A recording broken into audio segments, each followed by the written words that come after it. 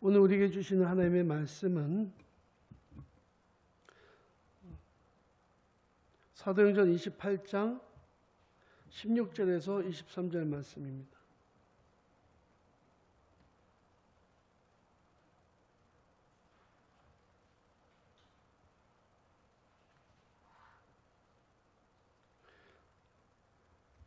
사도행전 28장 16절에서 26절 말씀.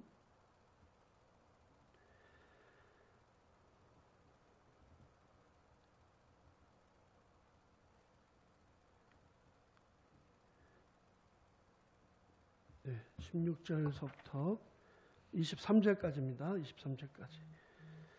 제가 받들어 있습니다. 우리가 로마에 들어가니 바울에게는 자기를 지키는 한 군인과 함께 따로 있기에 허락하더라. 사흘 후에 바울이 유대인 중 높은 사람들을 청하여 그들이 모인 후에 이르되, 여러분 형제들아, 내가 이스라엘 백성이나 우리 조상의 관습을 배척한 일이 없는데 예루살렘에서 로마인의 손에 죄수로 내준 바 되었으니 로마인은 나를 신문하여 죽일 제목이 없으므로 석방하려 하였으나 유대인들이 반대하기로 내가 마지못하여 가이사에게 상소하며 내 민족을 고발하려는 것이 아니니라. 이러므로 너희를 보고 함께 이야기를 하려고 청하였으니 이스라엘의 소망으로 말미암아 내가 이 쇠사슬에 매인 바 되었노라. 그들이 이르되, 우리가 유대에서 너에 대한 편지를 받은 일이 없고 또 형제 중 누가 와서 내게 대하여 좋지 못한 것을 전하든지 이야기한 일도 없는지라. 우리가 너희 사상이 어떤가 듣고자 하니 이 파에 대하여는 어디서든지 반대를 받는 줄 알기 때문이라 하더라.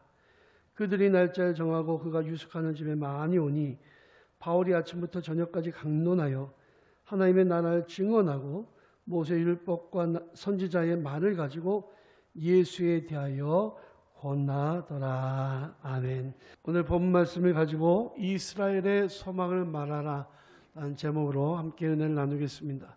사랑하는 태연의 성도 여러분, 오늘 유튜브로 함께 예배하는 성도 여러분들 가운데에 성령의 위로와 도우신 은혜가 함께 하시기를 주님의 이름으로 축원합니다. 아직 코로나 확산세가 유지되고 있지만 방역 당국과 협의한 결과 교회는 방역을 잘 지키는 조건으로 300명 이상 모이는 교회는 50명, 300명 이하 교회는 20명까지 교회에 와서 최소한의 인원으로 예배를 드릴 수 있게 되었습니다. 우리 교회는 300명 이하 교회이기 때문에 20명 모이는데 사실은 2층에서도 모이고 1층에서도 모이고 지하에서도 모이면 한 80명까지는 모일 수 있는 그런 어느 정도 완화된 그런 정책이 이렇게 알려지게 됐습니다. 아직 불완전하지만 교회 와서 예배하기 원하는 성도님들은 교회 알려주셔서 오셔서 예배 같이 드리게 되었으면 좋겠습니다. 그러나 정말 이럴 때일수록 조금 더 조심하고 또 조심해야 됩니다. 특별히 추석 명절을 맞이해서 가족 간에 친지 간에 만나게 될 텐데 여러분 만나서 대화하실 때는 반드시 마스크를 쓰시고요. 그리고 식사하실 때는 대화를 안 하시는 거로, 또 가능하면 친지들 안 만나는 거로 하시면 더 좋을 것 같습니다. 우리가 살고 있는 이 시기는 언택트 시대예요. 말씀드린 것처럼 언택트는 텍트, 만나다는 말과 부정 접두어를 써서 만나지 않는다는 표현인데, 그런 의미에서 보면 우리는 지금 격리의 시대를 살고 있다라고 말씀드릴 수 있습니다. 저는 어제 강남에 조카 결혼식을 다녀왔는데요. 결혼식에 들어갈 수 있는 인원이 49명이었어요. 그러니 이쪽 가족들 저쪽 가족들하고 촬영 기사 또 웨딩 플래너 이런 사람들 다 포함하고 나니까 가족들 중에는 함께하지 못하는 가족들도 많이 있었습니다. 저는 그 아이가 태어나기 전부터 아니까 태어나기 전에 얼마나 많은 부주금, 축의금과 조의금을 보냈는지 알죠.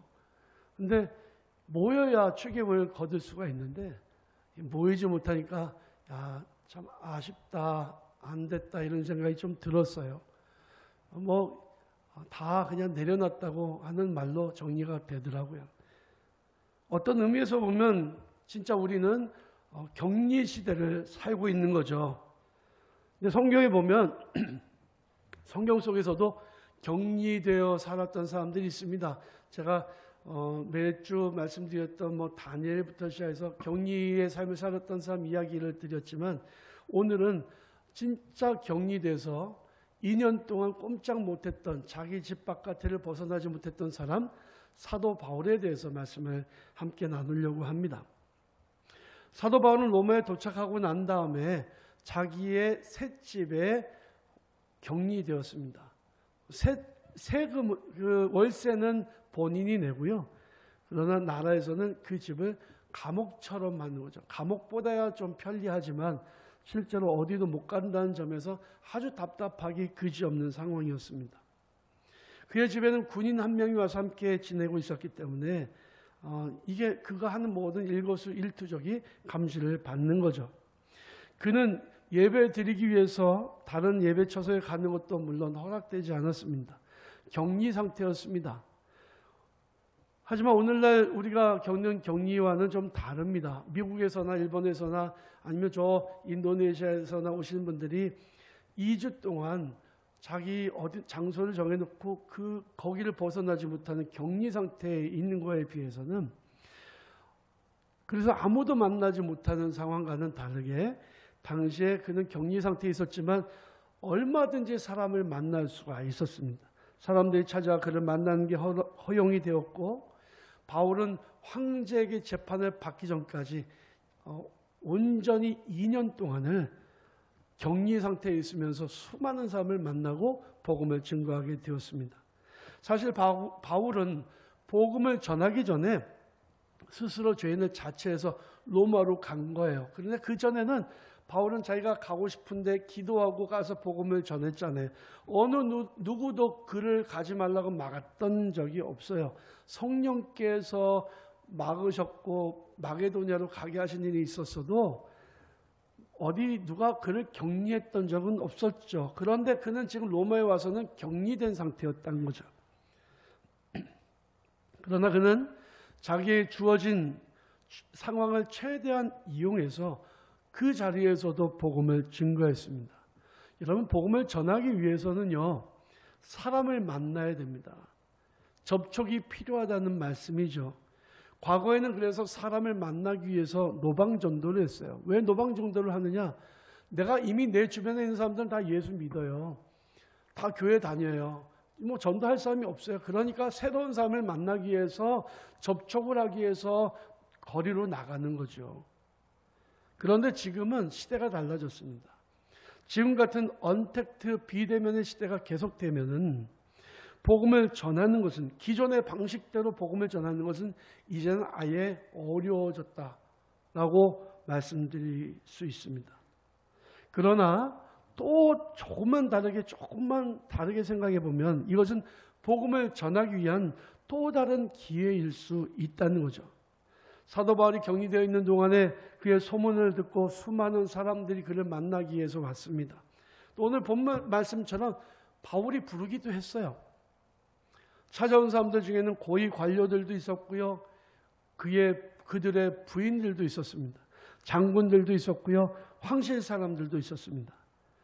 바울이 만약에 자기 집에 격리되어 있지 않았다면 로마의 고위 관료와 그들의 부인들이나 또 군인들을 만날 기회가 쉽지 않았을 것입니다.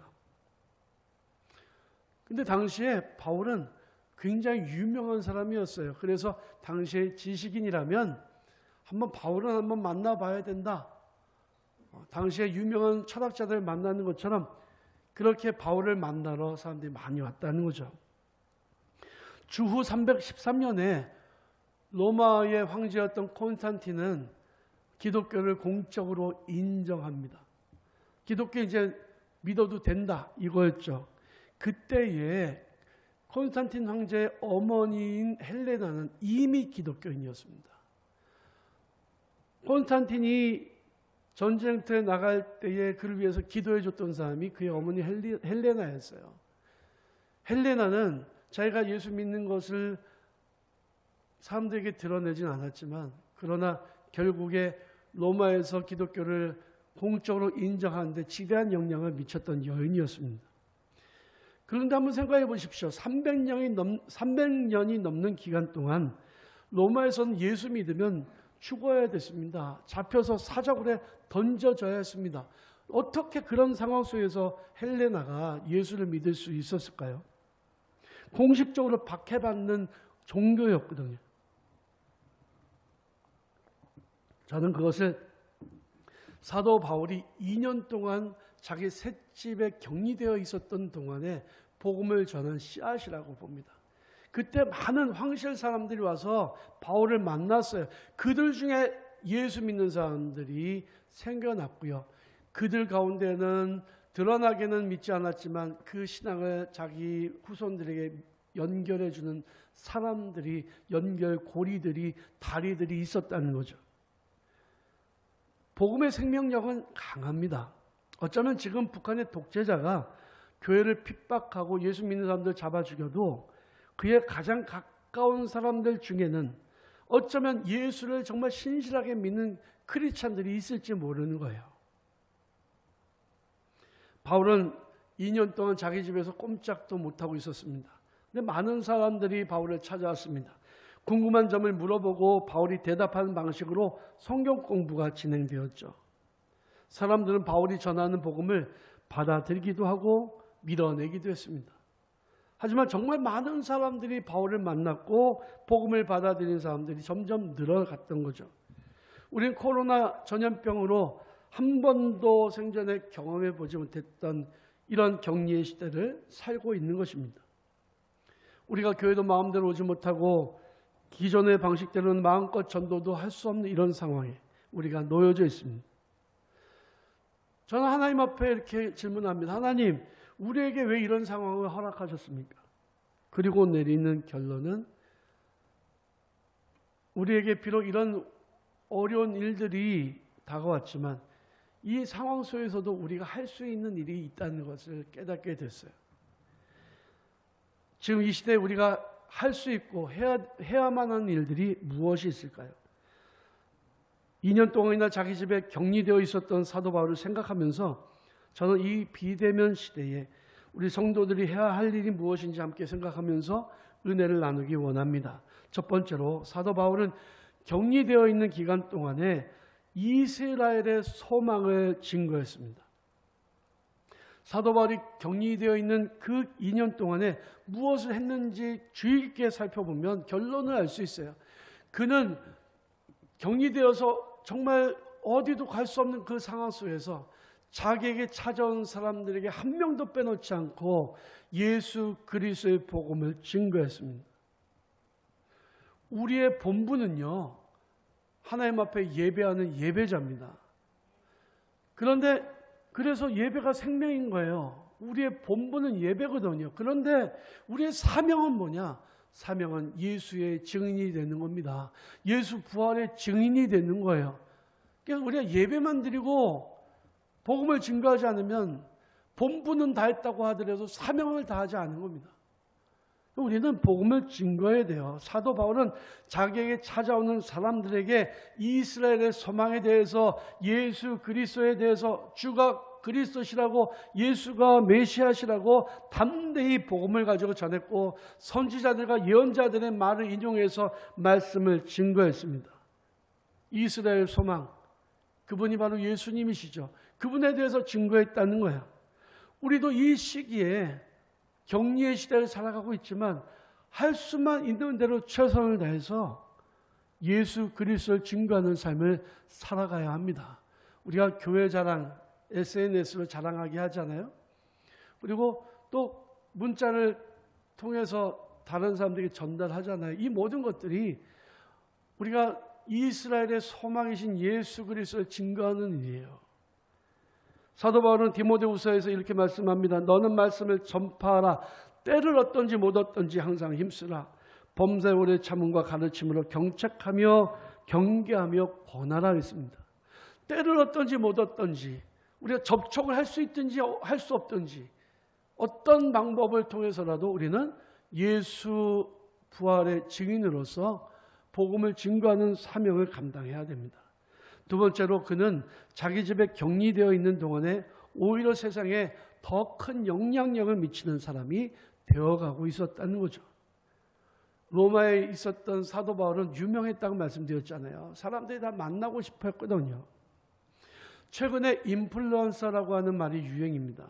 이 말의 뜻은 세상에 영향력을 끼치는 사람, 또 세상 사람들에게 감동을 주는 사람이라는 의미가 있어요. 과거에는 연예인들, 가수나 배우나 탤런트들이 사람들에게 영향을 끼치고 있었습니다. 근데 요즘에는요, 유튜브를 통해서 누구나 다른 사람들에게 영향을 끼칠 수가 있습니다. 어쩌면 지금은 과거에는 소유하지 못했던, 전혀 생각하지 못했던 가장 중요한 선교의 도구를 갖게 되었는지도 몰라요. 코로나가 아니었다면 우리 교우들이 유튜브를 사용할 수 있었을까요? 아마 제가 볼 때 우리 권사님들은 유튜브가 뭔지도 몰랐을 거예요. 근데 이제는 다 유튜브로 예배 드리잖아요. 나이 많은 권사님들도 유튜브로 예배 드립니다. 홍덕회 장로님도 지금 유튜브로 예배 드리고 계세요. 얼마나 대단한 일이에요. 박막내 할머니라는 사람이 있습니다. 이분은 과일 장사, 가사 도우미, 공사장 백반집을 하기도 하고 식당 운영도 하고 안 해본 일이 없어요. 그런데 이분에게는 가족 7형제가 있는데 6명이 전부가 다 치매가 걸렸습니다. 근데 이 할머니가 2016년에 의사 선생님으로부터 무서운 얘기를 들어요. 할머니도 이제 잘하면 치매에 걸릴 수 있습니다. 징조가 보입니다. 그런 거죠. 할머니가 충격을 받고는 자기 손녀와 함께 유튜브 방송을 시작합니다.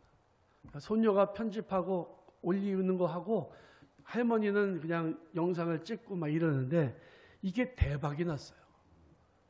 그래서 정말 이 할머니는 모르는 사람이 없으니까 유튜브에도 나오고 광고에도 TV 방송 광고에도 나오잖아요. 별건 아닌데 사람들은 유튜브를 통해서 자기 일상생활을 소개하기도 합니다. 개도 소개하기도 하고 고양이도 소개하기도 하고 새도 소개하기도 하고 어떤 사람들은 텐트를 쳐놓고 강가에서 흐르는 물소리를 들려주기도 해요. 근데 구독자가 15만 명, 20만 명, 30만 명, 100만 명 이렇단 말이에요. 누구나 이제는요, 세상에 선한 영향력을 끼치는 인플루언서가 될 수가 있는 거죠. 교회에서 보내는 예배 문자나 교회 속의 문자들을 자기 친구들에게 한 번 한 10명 정도에게만, 그전에는 교회 다녔는데 교회에서 실망하고 상처받고 교회 안 나온 사람들이 있다면 그 사람들에게 뭐 지금 유튜브로 예배 드려야 되는데 그 교회에서 유튜브 예배 안 드려서 교회 못 가는 분들에게 또 링크를 전해준다든지 이러면서 교회 소개를 나눠주면 문자들 그대로 전달하는 것만으로도 여러분 우리는 세상에 큰 선한 영향력을 미치는 사람이 될 수 있습니다. 저는 우리 권사님들이 유튜브 인플루언서가 되면 좋겠어요. 집에서 그냥 계실 때에 된장 맛있게 담으면 된장을 맛있게 담그는 방법, 김치를 맛있게 담그는 방법, 뭐 간장을 맛있게 담그는 방법 이런 것들을 찍어서 올리면요. 그러 하면서 교회 얘기도 하고 또 자기 예수 믿는 얘기도 하고 또 안 되기 전에 기도도 하고 뭐 이러면서 올리면 얼마나 좋겠습니까? 그리고 구독자가 많아지면 수입도 많아져요. 한번 해볼 만한 일이라고 생각이 듭니다.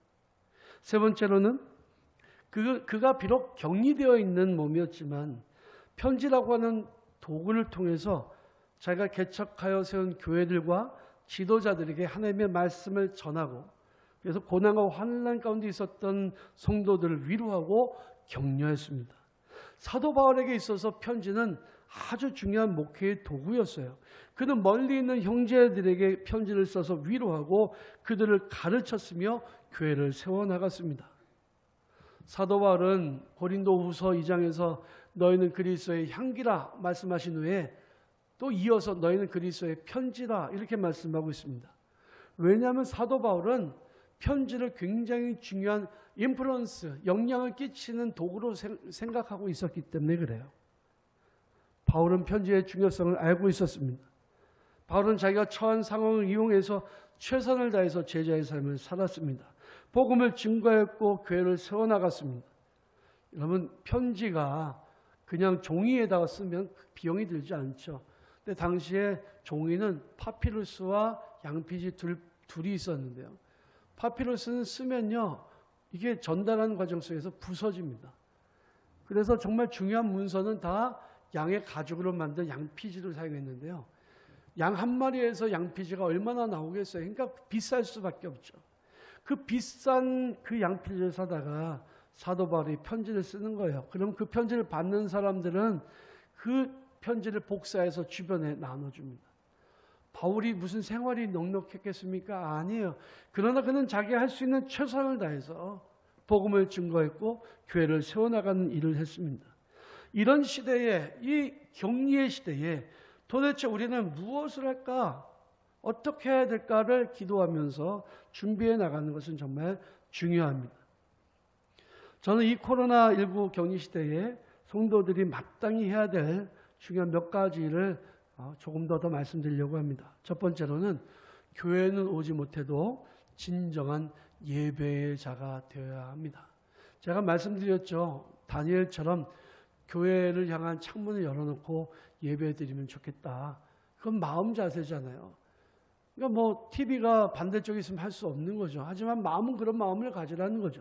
예배가 시작하기 적어도 10분 전에 가족들이 둘러앉아서 옷도 제대로 갖춰 입고 성경책을 펴놓고 예배를 준비하면 정말 좋겠습니다. 예배는 생명이에요. 말씀드린 것처럼 예배는 우리의 본분입니다. 그래서 우리가 가정에서 유튜브로 예배를 드려도 정말 하나님이 받으시는 신령과 진정한 예배자가 되어야만 한다는 거죠. 로마서 12장에서 사도 바울은 이렇게 말씀합니다. 그러므로 형제들아, 내가 하나님의 모든 자비하심으로 너희를 권하노니 너희 몸을 하나님이 기뻐하시는 거룩한 산제물로 드리라. 이는 너희가 드릴 영적 예배니라. 유튜브 예배를 드려도 우리가 비록 교회 와서 예배 드리지 못해도 지금 우리는 마음을 다하고 정성을 다하고 최선을 다해서 우리 몸을 하나님이 받으신 거룩한 산제물로 드리는 것이 정말 중요하다는 거죠. 성도들은 어떻게 하면 하나님을 기쁘시게 할까를 생각해야 됩니다. 그러기 위해서 우리는 항상 예배자가 되어야 돼요. 코로나 시대든 이보다 더 어려운 시대든 성도들은 내가 하나님 위해 무엇을 할까 생각하고 실천하는 그런 삶을 살아가야 합니다. 다니엘은 포로로 끌려간 땅에서 전방위 감시를 받는 상황 속에서도 하나님 앞에서 예배자의 삶을 살았습니다. 사도 바울도 비록 죄수의 몸이었지만 격리되어 있는 상황 속에서도 하나님 앞에 예배자의 삶을 살았고 이스라엘의 소망을 찾아오는 모든 사람들에게 전해줬습니다. 하나님은 어떤 시대든 하나님께 신령과 진정으로 예배하는 자들을 찾으시고 그 사람들을 기뻐하시고 그 사람들에게 복을 주시는 분이세요. 내가 최선을 다해서 내가 서 있는 자리에서 집중을 해서 하나님 앞에 예배하는 일은 하나님을 기쁘시게 해드리는 일입니다. 두 번째로, 내가 처한 상황에서 주께서 피로 값주고 사신 교회를 생각하고 교회를 위해 기도하며 교회를 위해 내가 할 수 있는 최선의 방법을 다해서 헌신하는 삶을 살아가야 합니다.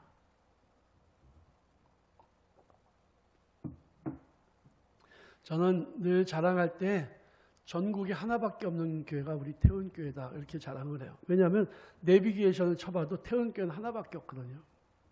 그런데요, 저는요, 세상의 어떤 교회보다도 우리 태운교회가 좋고 우리 장로님들이 좋고 우리 성도님들이 좋아요. 저는 우리 교회만 생각만 하면 가슴이 짠해집니다. 왜? 내 교회니까. 내가 기도하고 내가 설교하고 내가 헌신하고 내가 함께 교제하는 성도들이 있는 교회니까 너무너무 좋죠. 태은이라고 하는 이름은요, 그 이름 이상의 뭔가가 있어요. 이름 이상의 뭔가가 있어요. 어떤 사람들은 교회 이름을 너무 쉽게 바꿔버리기도 하고 교회 건물을 쉽게 팔아서 딴 데 가기도 합니다. 저는 죽기보다 싫은 일이 그런 일이에요. 왜? 내가 정말 사랑하는 일이 교회이기 때문에, 우리 교회이기 때문에. 제가 어렸을 때에 교회가 있었는데 자라고 태어나면서부터 다녔던 교회였는데 교회를 다 부숴버리고 현대식 건물을 지었습니다. 그 다음부터는 교회가 정이 안 들어요. 왜? 내가 사랑하는 교회가 아니니까. 뭐 발전적으로 조금씩 고쳐나갈 수는 있어요. 그러나 기본 가치, 교회의 기본 가치를 가지고 성도들이 눈물을 흘리면서 기도했던 그 태은이라고 하는 이름을 가지고 우리가 교회를 사랑하는 것은 정말로 중요한 일이 아니겠습니까? 사도 바울은 자기가 비록 갇혀있는 몸이었지만 흩어져 있는 교회를 위해서 날마다 기도했고 그 교회들을 위해서 말씀을 편지에 담아서 보냈습니다. 여러분, 우리가 신앙생활을 하면서 교회를 중심으로 신앙생활하는 것은 정말 중요한 일입니다. 우리가 다른 어떤 교회를 이야기해도 그 교회는 정이 안 가요. 왜? 거기도 예수 그리스도께서 피로 값주고 사신 교회인데 왜 그럴까요? 우리에게 맡겨진 교회, 내가 사랑해야 될 교회가 정해져 있기 때문에 그런 거죠. 주로 주께서 피로 값주고 사신 우리 태은교회를 여러분들 더 많이 사랑하시고 어려운 중에서도 교회를 위해서 내가 무엇을 하면 좋을까를 생각하고 실천하는 성도들이 되시기를 바랍니다. 세 번째로 교회와 성도는 세상 사람들에게 신호를 보내는 일에 신중해야 된다는 거죠. 여러분, 이번 수요일 날 금요반 기도에 계단의 복도에 불은 제가 켜놨어요. 그런데 입구의 문은 잠가놨습니다. 왜 그랬는지 아십니까? 올라오는 분들이 넘어지지 않게 불은 켜야 돼요. 그러나 기본 스텝들이지. 우리 교육자들이잖아요. 그런데 바깥의 문을 잠가놓은 이유는 세상 사람들에게 걱정하지 마십시오. 우리는 지금도 유튜브로 예배드립니다. 이것을 알려주기 위한 거였어요. 왜 세상 사람들 눈치를 봐야 되나요? 세상 사람들이 지금 겁을 먹고 있거든요.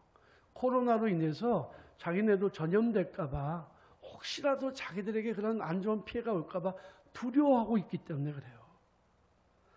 그래서 그 사람들을 괜히 두렵게 할 이유가 없거든요. 왜? 그들은 우리가 복음을 전해야 될 대상자거든요.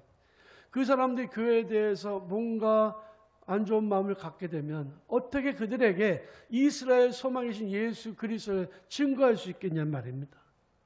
사도 바울은 자기에게 찾아오는 사람들에게 이스라엘의 소망에 대해서 설교했습니다. 사람들은 이스라엘의 소망이 뭔지 잘 몰랐어요. 그런데 한 가지 명확한 것이 있었습니다.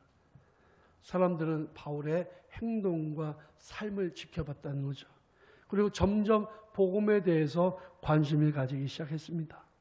바울 당시에 로마에 살던 사람들은요, 아마도 당시에 다른 지역에 살던 사람들보다도 훨씬 더 발달된 문명을 즐기며 살고 있었을 것입니다. 다른 지역의 길은 흙이나 자갈로 덮여 있는데 로마의 모든 길은 아스팔트와 대리석 그리고 다듬어진 돌로 꾸며져 있는 초현대식 도로였어요. 다른 지역은 물을 길어다 먹는데 로마는 수도가 집집마다 연결되어 있었습니다. 화장실이 집집마다 수세식으로 있었습니다. 목욕탕이 곳곳마다 있었습니다.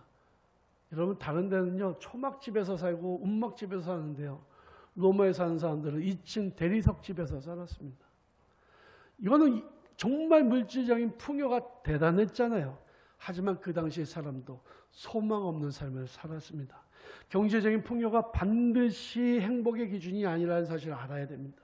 지금은 어쩌면 사람들은 풍요 속에서도 더 많은 고민과 걱정거리를 가지고 살아가는 거죠. 당시에 사도 바울은 격리되어 있는 자기의 셋집에서 사람들을 만나면서 그들에게 이스라엘 소망에 대해서 증거했습니다. 어쩌면 지금이 코로나19 사태로 피폐해진 세상 사람들의 마음을 위로할 수 있는 좋은 기회예요. 이스라엘의 소망을 전할 수 있는 정말 가장 좋은 기회일 수 있습니다. 하지만 교회는 점점 기회를 놓쳐가고 있어요. 왜 그럴까요? 다 두려워하고 있는데 그 사람들 상관없다는 거야. 우리는 교회 가야 은혜 받으니까 무조건 교회 가겠다는 거야. 방역당국에서 안 된다고 말하는데 사람들은 누구의 말을 듣습니까? 방역당국의 말을 듣죠. 위험하다고 그러는데 자꾸 가요. 언론은 교회에서 자꾸 환자들이 나온다고 이야기하죠. 그 교회가 있는 그 지역 주민들은 그 교회에 다시 나오겠습니까? 안 나오죠. 왜 우리의 안전에 대해서 관심도 갖고 있지 않는 저 교회를 왜 나가야 되느냐? 아예 복음에 대해서 귀를 닫고 눈을 닫아버릴 수밖에 없는 거예요.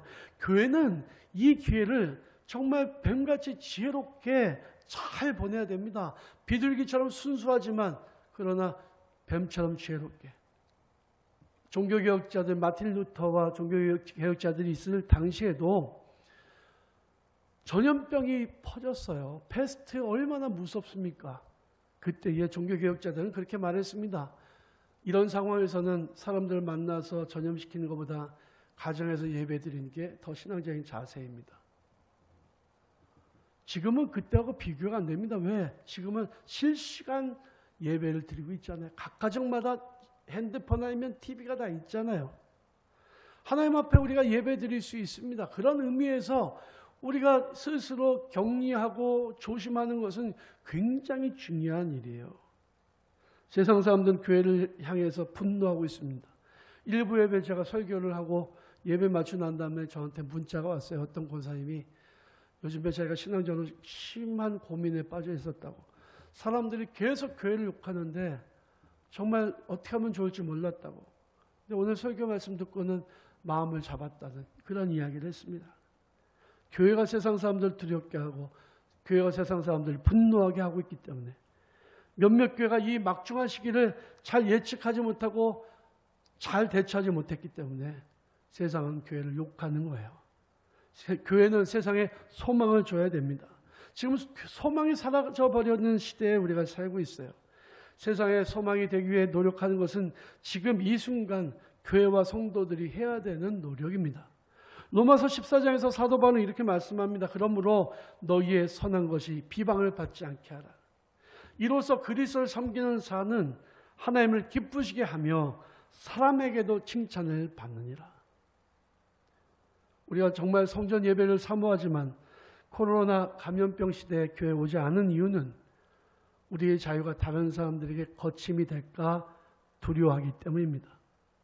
지금 교회가 목숨을 걸고 교회에 모여서 세상 사람들에게 거친 자가 되면 많은 사람이 영혼을 구하지 못한 결과가 되고 그래서 결국에 하나님의 마음을 아프시게 하는 일이 될 수 있기 때문에 그렇습니다. 사도 바울은 고린도전서 10장에서 이렇게 말씀합니다. 모든 것이 가하나 모든 것이 유익한 것이 아니니 모든 것이 가하나 모든 것이 덕을 세우는 것은 아니라고 말씀하고 있습니다. 누구든지 자기의 유익이 아니라 남의 유익을 구하라고 말씀하고 있어요. 코로나로 인해서 많은 사람들이 고통을 겪고 괴로워하고 있는 이 시기가 바로 구원의 적기죠.